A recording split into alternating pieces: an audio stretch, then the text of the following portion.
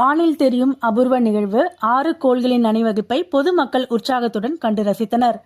25ஆம் தேதி வரை பார்க்கலாம். வானில் தெரியும் அபூர்வ நிகழ்வான 6 கோள்களின் அணிவகுப்பை பொதுமக்கள் நேற்று உற்சாகத்துடன் கண்டு ரசித்தனர்.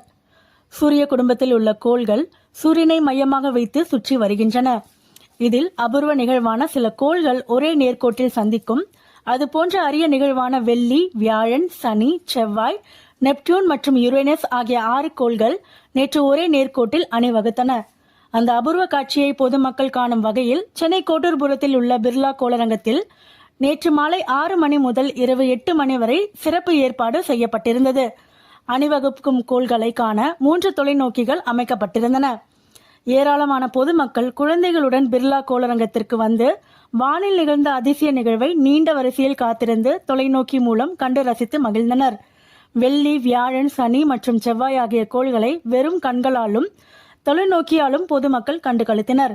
நெப்டியூன், யுரேனஸ் ஆகிய கோள்கள் அதிநவீன தொலைநோக்கியத்தால் மட்டுமே பார்க்க முடியும். இந்த தொலைநோக்கி பிர்லா கோளரங்கத்தில் இல்லாததால் பொதுமக்கள் ஏமாற்றம் அடைந்தனர்.